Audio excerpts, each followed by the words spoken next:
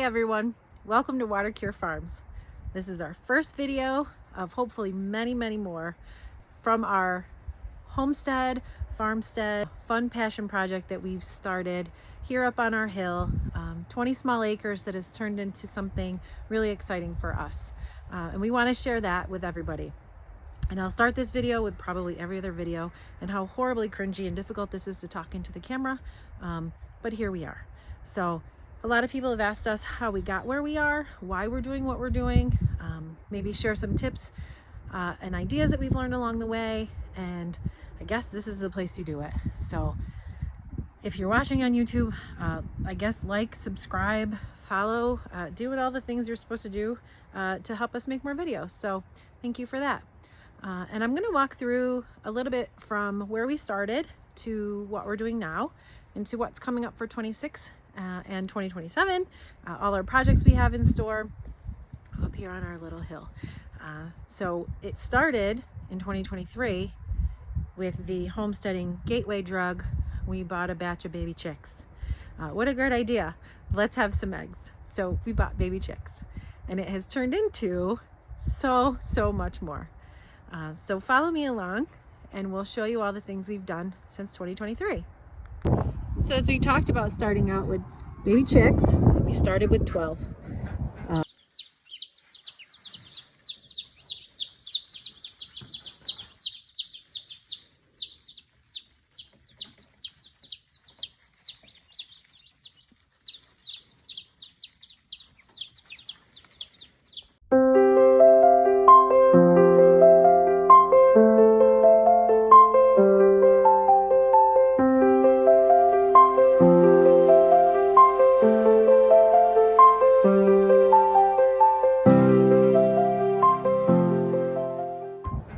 As you just saw some pictures of the original chicken coop, obviously we couldn't stand with just having 12. That clearly wasn't enough. So I had guilted my husband into expanding the chicken coop to accommodate many more chickens.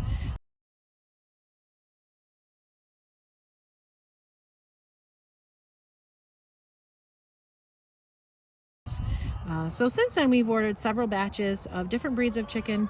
We started with the Isa Browns, good egg laying chickens, and that was kind of our goal, was to get eggs, have them for us, maybe some family and friends. And we've then since gotten rock barred chickens, we've gotten golden comets, and then recently have ordered another 15 baby chicks back to the Isa Browns, Isa Reds. Hence the expansion. We keep kind of adding to our flock every season. And as you can see, we are still a work in progress. And we've prepared our brooder for the next round of baby chicks. We've still got some adjusting to do.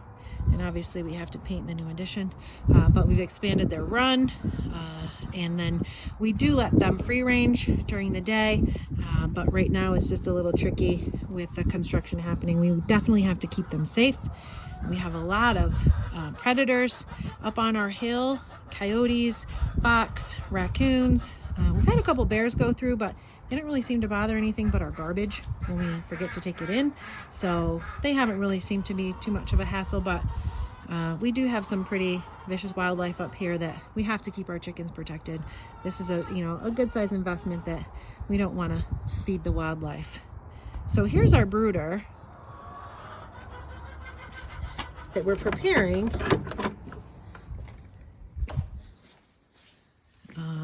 for our chicks next week. So another video to follow on that, I'm sure. We've got to adjust our lights. We moved them up to accommodate when they got bigger. But if you can see, they've got lots of room. We have cleaned out everything right now, waiting for some bedding. We've got their food and water that we hang from the top of these hooks. But when they're babies, they do sit on the ground because they can't reach those. So we kind of accommodate each stage of growth in here until they're ready to be released into the general population. So yeah, so another video to come this week of the baby chicks. I'm really excited. This is the fun stage of owning chickens, is having the baby chicks. So we'll see when they get here. So this is the current flock now. They're kind of spread out because this is the first nice and sunny day we've had in a long time. So the girls get to come out, run around for a while with no snow, find some grass or bugs or whatever they got going on. I haven't counted the chickens. I don't actually know how many we have right now, but we do have one duck. We started with 5, and unfortunately we're down to just Robin, one of our loudest family members. Soon she will have 11 sisters. They will be coming in July. So once Duckingham Palace gets built, she will be moving into the luxury apartments with 11 other babies. So we can see we've got had to add an extra nesting boxes. These things are absolutely fantastic. We had wooden boxes that Chris had built, and they were fine, but very messy, very difficult. These, I don't know, I think we paid maybe $200. I'm not exactly sure, but these are absolutely fantastic. Eggs are protected. We have some broody chickens who like to sit on their eggs.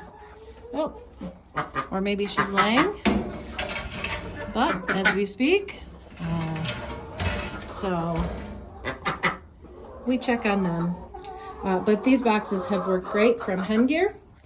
And then we've got some indoor food. We had troubles with the new chickens assimilating into the flock, and having outside food and inside food was kind of a game changer to make sure that everybody had access to food. There's a little bullying going on and keeping the new chickens away from the food.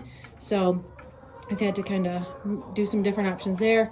We did have the heated water bowls because our water was freezing. So, you know, these weren't major investments, but definitely saved us on making several trips down to refill their frozen water. So we have a little, we also have a 55-gallon drum of water. Another outside food, we've got their little ramp so that they can get in and out.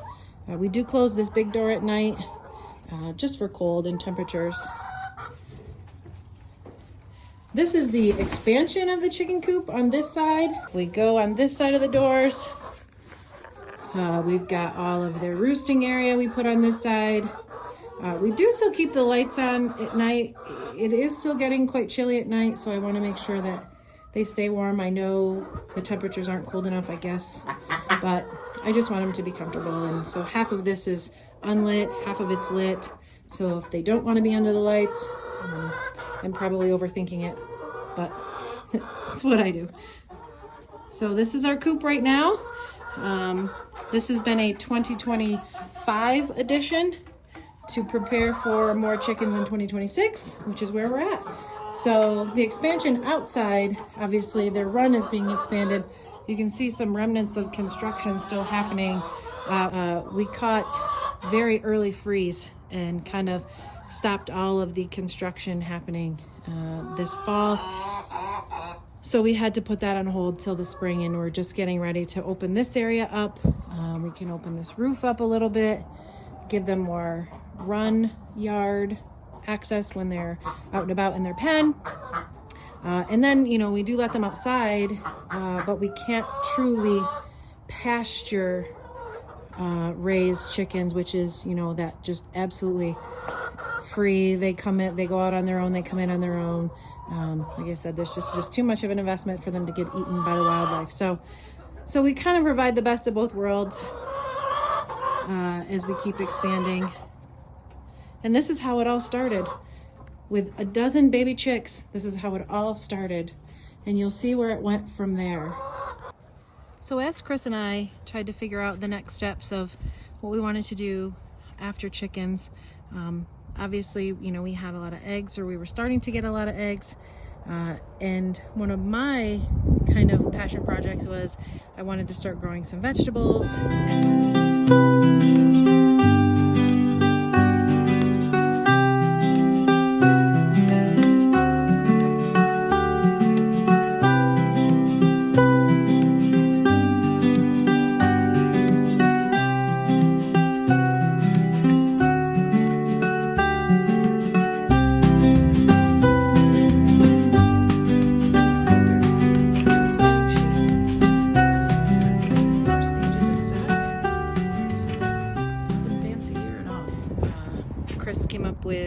this plan to build some raised beds for me to start out.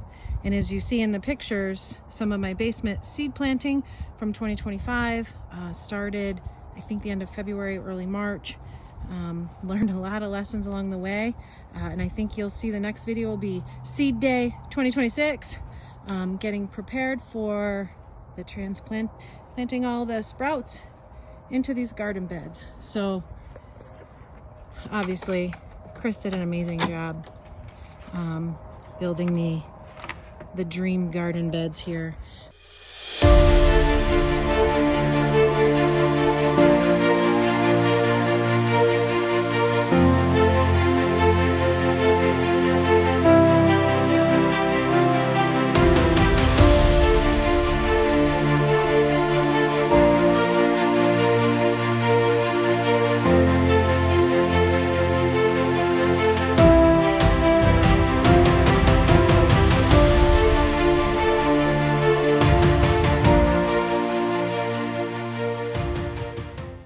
Which we filled last year with everything from lettuce to green beans to broccoli to Brussels sprouts to peas. This whole inside bed right here with the straw on is our strawberry bed, which we plan on expanding down into this little empty area. This was cantaloupe, and we did not have enough room for the cantaloupe we planted, so we're going to be moving that into the watermelon field. So planted some carrots. This was my whole row of tomatoes and cucumbers. So this was a huge addition for the vegetable growing and the planting. And because I planted 1 million seeds and did not do any planting math, gardening math, I just planted 1 million seeds. And I had a ton of seeds that I still wanted to plant but didn't have enough room. So off to Amazon I went and bought some of these, I think 4x12, just kind of metal beds. And we put up some just temporary deer fencing to kind of keep the deer out. It worked great all year until we kind of did our final frost. Everything kind of fell apart after that. Again, we had a really early frost in November. It was heartbreaking, honestly. I wasn't prepared for the first frost. And then this patch right here in the before the first snowfall, we planted garlic, and we're dying to try what that's going to turn out to. So we planted, I think, 48 cloves of garlic in this one section here. These beds are actually going to be moved up to where the new greenhouse is going to be built, or high tunnel, and these are going to be moved to the side of that, because I guarantee you I will have more seeds again this year that will need homes. Did not learn my lesson from that last year. So we'll see where that's going to go next, but this will all be moved, and I think this is going to be the home of Duckingham Palace, right here on this almost flat spot. There's not a lot of flat here on our hill, but this is about as close to flat as we can get, so I think this is where Duckingham Palace is going to go, and some possible expansions back here behind our lower barn might be options too, but working on different spacing and things for all of our animal expansions. So as you'll see in the next Seed Day video, what we're getting ready for, and then some of the projects we're working on in 2026. Obviously, building the high tunnel or greenhouse is going to be one of the biggest that we have for this year, and how soon we can get that built in the spring to get some of those seeds planted. It's going to be a tight timeline. So, man, I'm excited about that.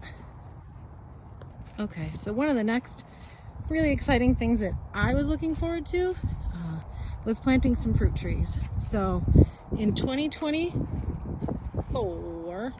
the spring of 2025, we planted some pear, cherry, and a whole bunch of apple trees. And as you can see, the deer have just mangled whatever kind of protective fencing that we tried to install. So definitely going to be doing some upgrades to the fencing this year, but luckily, our main trees have survived. They've chopped off a few limbs here and there. They've eaten kind of the tops of these trees, but for the most part, our roots and our tree trunks are still okay. So we've got several different kinds of apples that we're growing, along with 2 different kinds of pears and a cherry tree. And then all down this path, we've ordered another 20 trees to line this whole entryway along our driveway, which will be just lined with peach trees, pear trees, cherry trees. We got some tart cherry trees, and then obviously more apple trees. So we're really excited about that. And we're definitely going to be fencing in this whole area with much stronger posts, fencing, structure to protect all the trees inside. These were actually good, and these held up really well until about the winter. And then the deer just started, you know, I don't know, leaning on them, rubbing on them, whatever it was, pretty much knocking down our T-posts. So definitely we need something stronger if we're going to be, you know, lining this whole area with soon, hopefully, producing fruits. We don't want them, you know, going to town on our brand new crop. We do have some older apple trees which they really enjoy, so I wanted to keep those until all of these kind of start to grow so that they can still have the apples, maybe leave our trees alone, focus on the older ones. Maybe I'm just hopefully optimistic, but so then after we planted the soon-to-be orchard, the next progression was, we have the eggs, we have some vegetables, let's build a farm stand. And you'll see from all the pictures next what that progression looked like and the building of that. And my husband had some help from some of our firefighter friends, family I should say, that have been so amazing in supporting us.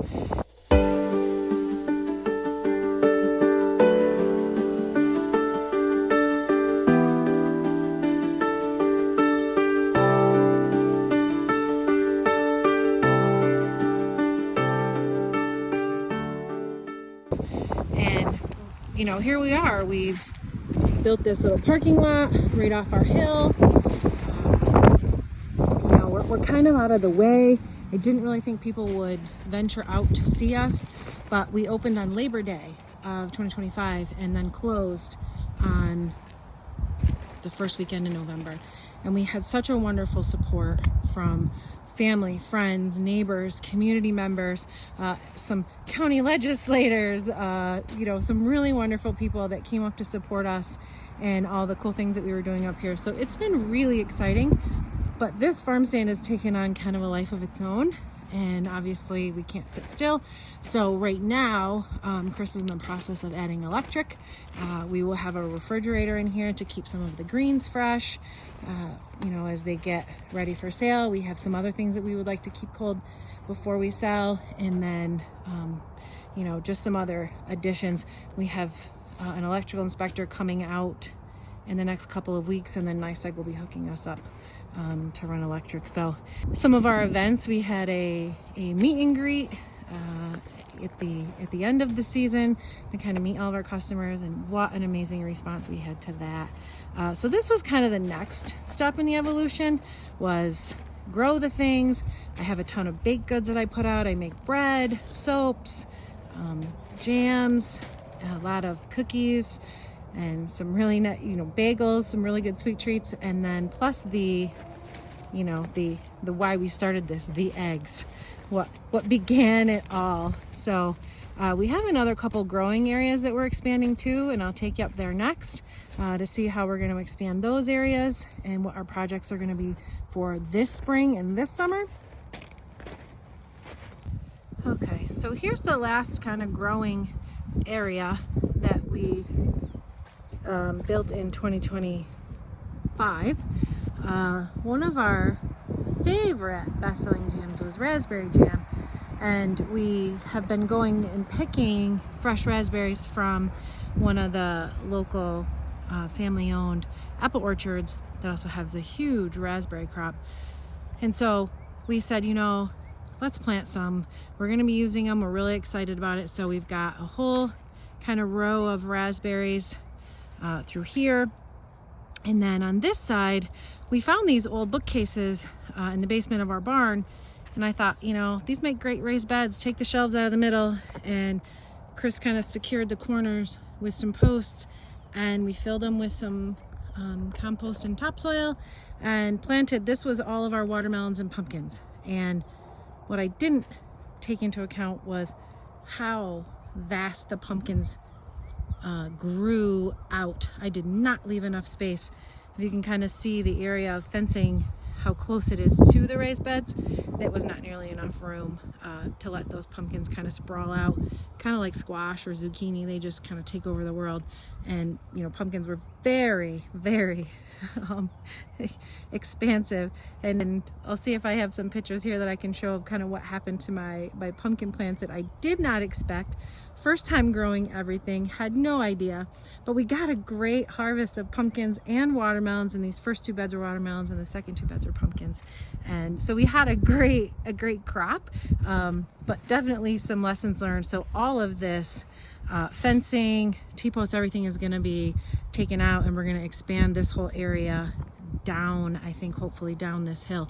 The problem is we have on this hill a lot of drainage issues, and everything just kind of runs down, and we get some low spots where all the water just kind of pools and sits. So I don't really want to build raised beds for all of the pumpkin rows and all of the watermelon rows. So we're kind of trying to figure out how to accommodate that, just planting them in the ground, maybe with some plastic ground cover, and see how we can do there. So more research to do, more learning to do, which feels like pretty much everything I've been doing for the past 3 years has been research and learning. And then, so that's what's happening in 2026 out here. And then we'll see how that does this year to see what we do next year. We are getting some more raspberry bushes, a couple of blueberry bushes, and a pink lemonade blueberry bush, which I'm dying to see how that does here. So then we'll take you to the site of our next great expansion, our greenhouse. This is going to be the spot of the new high tunnel / greenhouse / another one of my happy places for me to grow all of the things. As you can see, we've got quite a serious slope. Nothing here is really flat, so we've got a lot of earth moving to do, but this is about as level as we can get to start. And then, you know, close to water sources, which we've got down here by the barn. We've got across here coming off the house.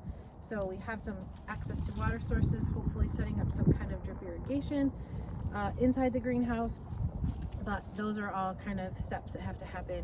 So as we plan our next big project, this is what it will look like. I'll put some pictures of what we've got slated for this area here.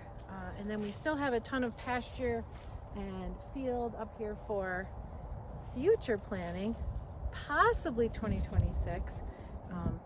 Some 4-legged additions to our family, maybe, that might roam around out in this area. But all of this is weather dependent. And if anyone lives in upstate New York, you know how challenging our weather is and very unpredictable. And as soon as you think you can make a plan, Mother Nature says, not today. So all of this will be weather dependent. Also, you know, I work 45 to 55 hours a week at a desk, which is not where I want to be, obviously, with all of this. And so balancing all of these priorities is going to be really challenging, but we're so excited to kick off this year and, you know, make some videos along the way to show everybody kind of what we're doing and just how we're growing and what our next steps are. And this has been so fun and amazing for us that we just kind of want to share a little bit of that with anybody out there who's just interested in hearing what we're doing. And we have in the next video a little bit of history about Watercure Hill and Watercure Farms, kind of where we got our name. The history of the hill right across the street from us here is actually really interesting, so I'll share that as well for any history buffs out there. It's just really neat and interesting that for us to be in this place that has some cool little history to it. So also neat. And then look for more videos. Baby chicks coming next week, so I'm sure we'll have some videos about that, and some additional construction projects. And actually, you're all going to have to suffer through watching one of my construction video projects, which is never pretty, but I will be building a 1-quart wood shed storage out behind the house. We will be putting in a wood burning stove before this winter, and so we want to build kind of a shed structure to stack all of our firewood. You might also see some chainsawing videos and X chopping videos from me. Also not pretty. I make absolutely no assumptions that this will be helpful to anyone, but maybe just entertaining and watching kind of the shit show that is what I do and how I do it. So lots of different inspirations coming from different places, but we're really excited for this year. So again, thank you everybody for watching. All 7 of you, again, that's my parents and a few of the coworkers that like to make fun of me. So we appreciate you all, and we'll see you in the next video.